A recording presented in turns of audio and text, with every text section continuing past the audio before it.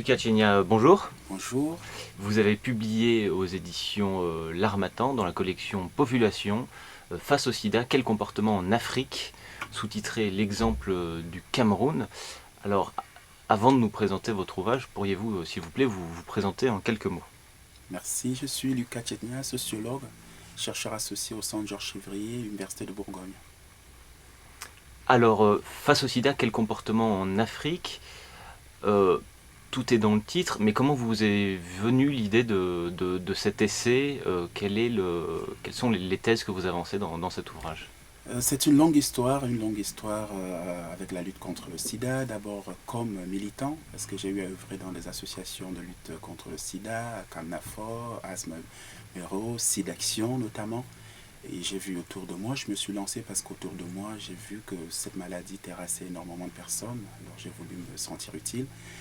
Parallèlement, avec ce côté militant, j'ai eu à mener des recherches dessus et je me suis particulièrement intéressé au Cameroun parce que le Cameroun offre un exemple de contexte dans lequel on a des jeunes qui sont très instruits, qui ont accès à l'information, mais qui paradoxalement ne se protègent pas. Alors au-delà du Cameroun, c'est une question universelle. C'est un peu les mêmes comportements dans pratiquement tous les pays du monde. Alors avec cette vision justement de militant et de sociologue, c'est-à-dire voilà, docteur, de professionnel de la sociologie, quelle a été, euh, quelle a été votre réaction et avez-vous avancé justement des idées pour combattre l'épidémie au Cameroun, des moyens d'information par exemple, ce genre de choses? Effectivement, effectivement. Alors, ce qui se passe, c'est que nous sommes dans un contexte de pauvreté, de maladie et d'incertitude. Mélange explosif. C'est aussi un contexte dans lequel les gens ne vivent pas en vase clos. Il y a une ouverture sur le monde.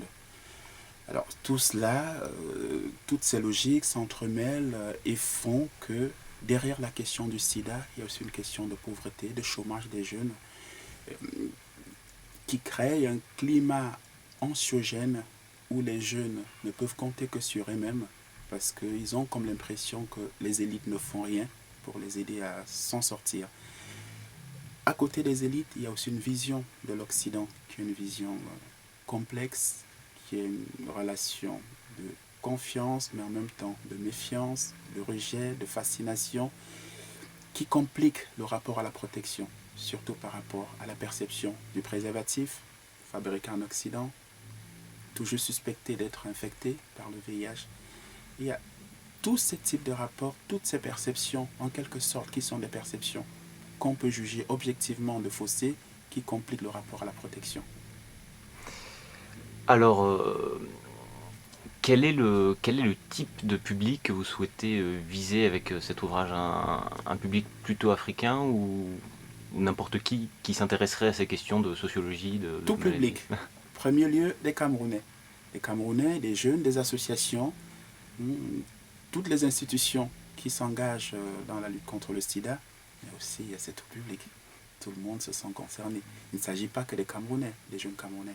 Derrière la question du sida et les jeunes Camerounais se cachent aussi énormément de choses sur la sexualité, sur le rapport à la mort, le rapport à la vie.